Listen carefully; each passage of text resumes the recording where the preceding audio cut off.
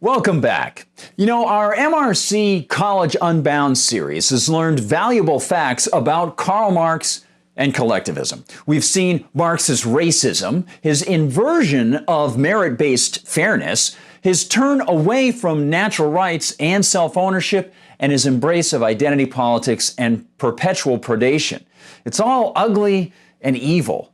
But is it possible to pity Marx and collectivists? After all, Marx was a fallible human soul, and by making the choices he did, he led many others to follow his disastrous path.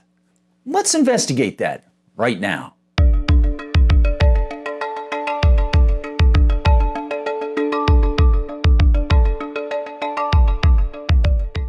Hi folks, I'm Gardner Goldsmith. It's time to take a balanced look, first at Marx's spiritual emptiness and then at his moral errors. Now, as one might expect from an envy-based collectivist, the philosophy Karl Marx constructed as a way to smash the propertied class focused on material goods. His was a dark world, utterly bereft of God, focused on the physical, material realm and on the material differentials between people. The core of the idea was called dialectical materialism, and it was based on 18th century German philosopher Georg Wilhelm Friedrich Hegel's corruption of ancient Greek dialectic debate. Now, that itself was the Greek concept of pitting two opposing theories called the thesis and antithesis against each other in a debate to see which was most valid or achieve an understanding called synthesis. And it can be useful up to a point.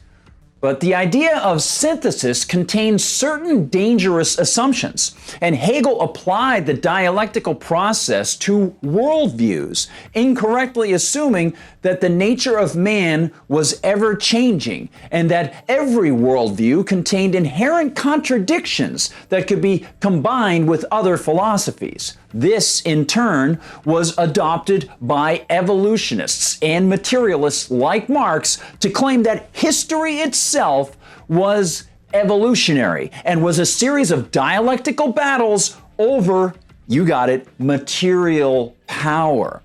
But, of course, we know that man's nature is not evolutionary or changeable. History isn't the struggle of classes, and not all opposing ideas should or can be synthesized into some overarching new form of synthesis. And if one accepts this silly dialectic notion, one can be led to conclusions dictated by those who control the two assumptions of the debate.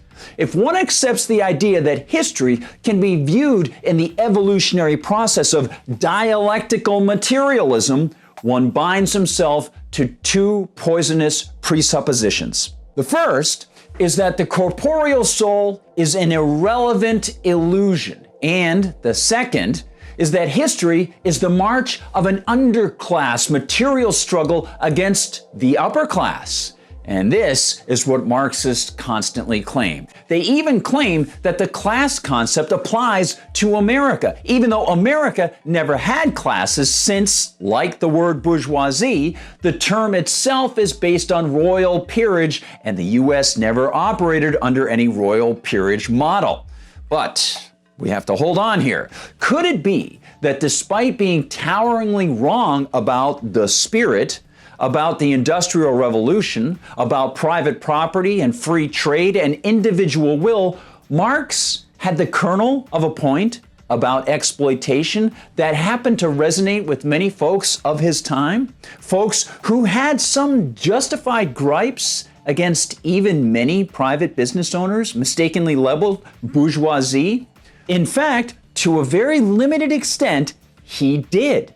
But he didn't pinpoint the real problem. His use of the label bourgeoisie was inappropriate, and his so-called solution to the problem was worse than the problem itself. So, how was Marx close to actually making a valid point at that time? Well, during the decline of the feudal system and rise of competitive market capitalism, there were many old royal lords, burghers, dukes, lords, and other feudal elite who began using political privilege to secure for themselves more solid positions in the new royalty-changing paradigm of market competition. This was particularly evident in 18th and 19th century England, where old lords were getting what were called private acts of parliament passed just for them. The politically connected were getting tracts of land given to them by Parliament. They were getting power to enclose grazing lands. They were having special corporations created for them by Parliament, or they were cornering the market at places like docks, thanks to, you got it, Parliament. But that, of course, is not capitalism. In fact, in his landmark 1776 treatise, The Wealth of Nations, Scottish economist and philosopher Adam Smith correctly showed the difference between politically connected profiteering and real capitalism, calling that political profiteering mercantilism. Today, economists call it crony capitalism or rent-seeking, the act of a business getting special political favors from government to gain advantage over competitors and extract wealth from consumers. Wealth, by the way, that the consumers should be able to save or spend elsewhere to help the economy grow in other areas. It's actually a form of collectivism. But Marx misled people and called it capitalism.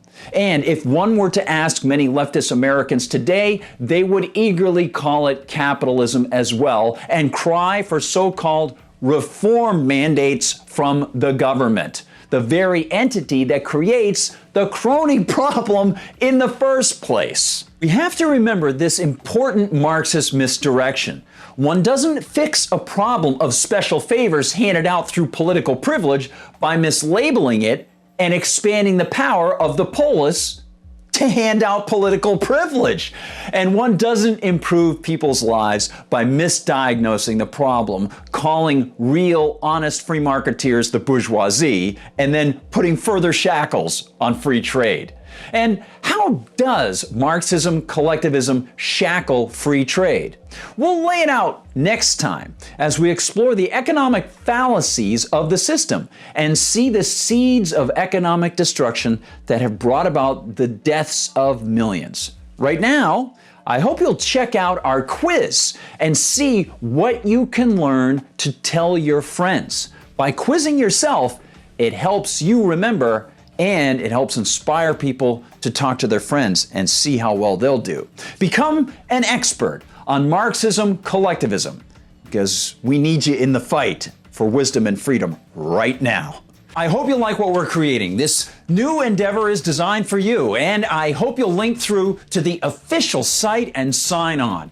You'll get special access to all the new videos, you'll get the fun quizzes you can take anytime, and you'll get special ideas to share with friends at this crucial time to gain in wisdom. It's all free. I hope you'll get in there and enjoy it.